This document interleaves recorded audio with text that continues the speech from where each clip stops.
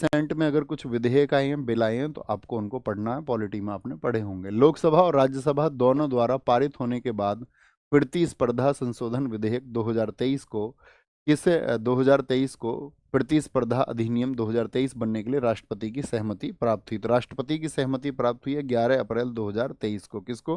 Competition amendment bill को। Competition एक आपको याद रखना है, अभी रिसेंट में आया था वक्फ बोर्ड के लिए। किसके लिए? वक्फ बोर्ड। वक्फ बोर्ड संशोधन अधिनियम। वक्फ बोर्ड संशोधन संशोधन अधिनियम ये कब आया था? वक्फ बोर्ड संशोधन अधिनियम ये कब आया था? तो वक्फ बोर्ड संशोधन अधिनियम आया 2025 में। कब? 2025 में। इसकी डेट पूछ ले तो 8 अप्रैल 2025 हो जाएगी। क्या होगी? 8 अप्रैल 2025 हो जाएगी। ठीक है, 8 अप्रैल 2025 हो जाएगी। भारत के सर्वोच्च न्यायालय के क्षेत्राधिकार के संबंध में निम्नलिखित में से कौन सा कथन सही है? अगर हम बात कर रहे हैं ज्यूरिसडिक्शन ऑफ सुप्रीम कोर्ट की, तो आज आपको सुप्रीम कोर्ट भी एक बार रिवाइज करना है। ठीक है, ये समझ गए, बार बार बोलने की जरूरत तो नहीं है मुझे, अब कभी भी बोलने की जरूरत नहीं, आप समझ गए होंगे। ठीक है, blue colour is the target for today. तो क्या बोलेंगे? मूल क्षेत्राधिकार भारत सरकार और एक या अधिक राज्यों के बीच भारत सरकार या किसी राज्य या और राज्यों और दूसरी तरफ एक या अधिक राज्यों या दो से दो अधिक राज्यों के बीच किसी भी विवाद तक स्थित है। यानी एक तरफ एक राज्य हो सकता है, दूसरी तरफ भी एक राज्य हो सकता है। एक तरफ एक राज्य बनाम कई राज्य हो सकते हैं। एकदम से ठीक है, एकदम से ठीक हो जाएगा।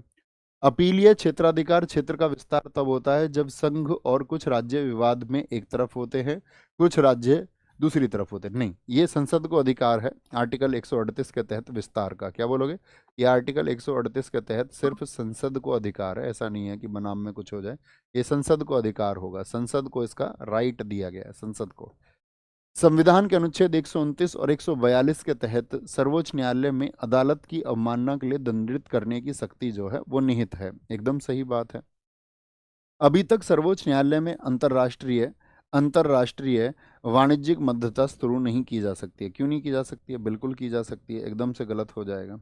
तो ए और सी क्या हो जाएंगे? ये पूछा ना, सही कौन सा? ए और सी एकदम से सही हो जाएंगे।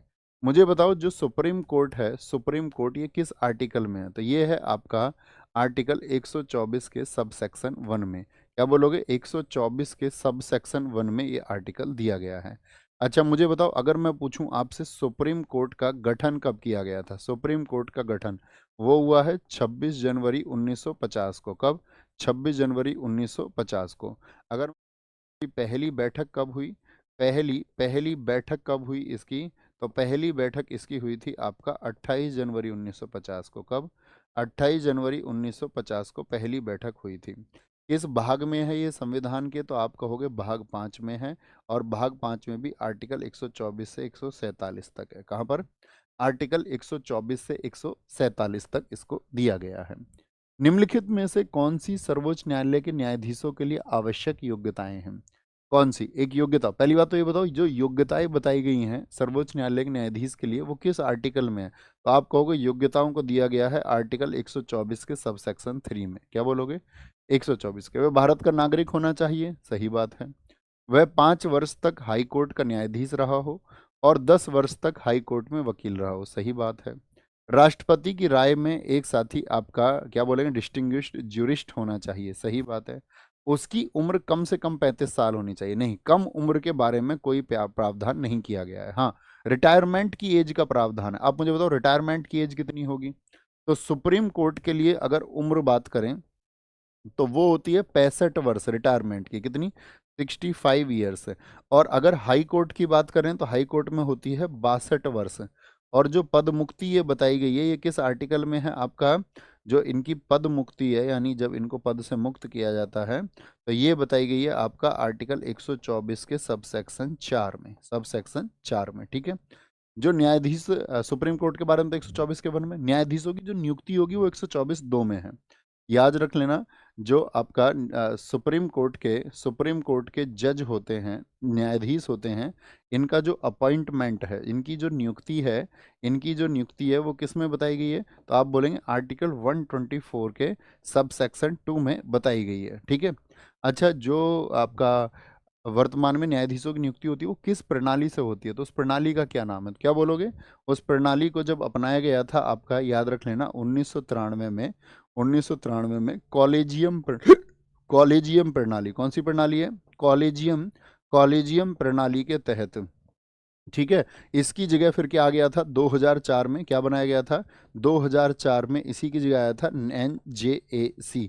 क्या बोलोगे? NJAC, नेशनल, क्या बोलते हैं उसको, राष्ट्रीय, NJAC, सॉरी, NJAC, नेशनल इसको बोलते हैं राष्ट्रीय न्यायिक नियुक्ति आयोग, यानी कि नेशनल जस्टिस अपॉइंटमेंट कमीशन। 2004 में NJAC बना था, NJAC बना था, NJAC राष्ट्रीय न्यायिक नियुक्ति आयोग। ये बना था, याद रख लेना, कब? 99वें कॉन्स्टिट्यूशनल अमेंडमेंट से, 99वें संविधान संशोधन से NJAC बनाया गया था। मुझे बताओ, पहले जो साथी आपका सुप्रीम कोर्ट के चीफ जस्टिस थे उनका क्या नाम है? जो पहले पहले पहले चीफ जस्टिस थे, पहले CJI कौन थे? तो कौन थे? HJ कानिया, हीरालाल जे कानिया, HJ कानिया थे, HJ कानिया साहब थे पहले चीफ जस्टिस ऑफ इंडिया। वर्तमान में 53वें कौन है, बताओ जी? वर्तमान में 53वें कौन बने हैं, ये आपको पता होना चाहिए। तो आप कहोगे सूर्यकांत बने हैं। कौन बने हैं? सूर्यकांत बने हैं, सूर्यकांत वर्तमान में 53वें। सर्वाधिक जो कार्यकाल रहा है वो किसका रहा है? सर्वाधिक सर्वाधिक कार्यकाल जो रहा है वो रहा है आपका YV चंद्रचूड़ का। किसका?